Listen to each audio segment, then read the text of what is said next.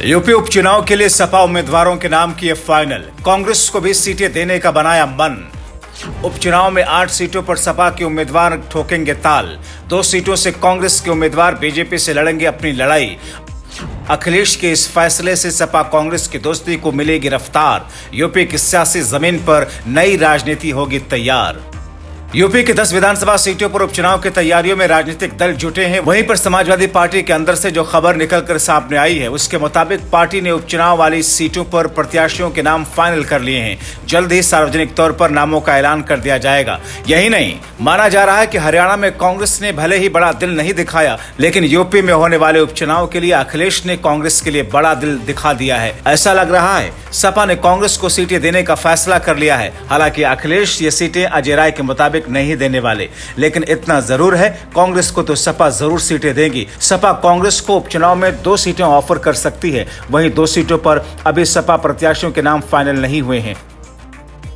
सपा सीसामऊ से इरफान सोलंकी की पत्नी नसीम सोलंकी को टिकट दे सकती है। वहीं पर मजवा से रमेश कुमार बिंद के बेटे ज्योति बिंद प्रत्याशी हो सकते हैं। कुंद्रकी से पूर्व विधायक हाजी रिजवान उम्मीदवार हो सकते हैं। कटेरी से लालजी वर्मा की पत्नी सुभावती वर्मा प्रत्याशी हो सकती हैं। करहल से तेज प्रताप यादव को टिकट दिया जा सकता है। मिल्कीपुर से अवधेश प्रसाद के बेटे अजीत प्रसाद का नाम लगभग फाइनल है। वहीं 2 सीटें ऐसी हैं जिन पर अभी समाजवादी पार्टी ने उम्मीदवारों के नाम फाइनल नहीं किए। अखिलेश यादव इन 2 सीटों पर भी नाम फाइनल कर देंगे। इसमें मीरापुर और फूलपुर सीट शामिल हैं। सूत्रों के मुताबिक गाजियाबाद और खैर की सीट समाजवादी पार्टी गठबंधन में कांग्रेस को दे सकती है।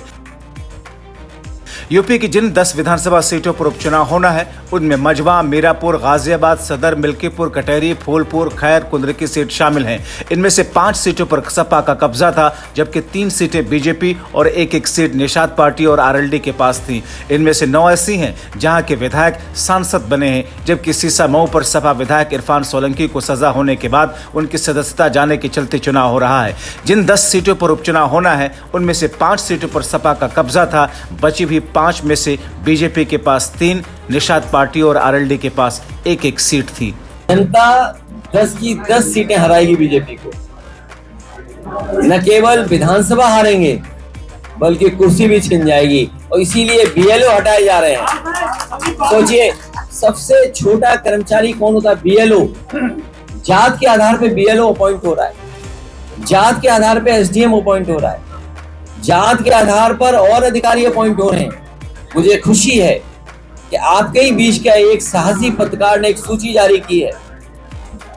आपके ही बीच का एक साहसी पत्रकार, उसने पूरे उत्तर प्रदेश की सूची जारी कर दी है कि किस तरीके से एक ही जाति के लोग कहां बैठे हुए।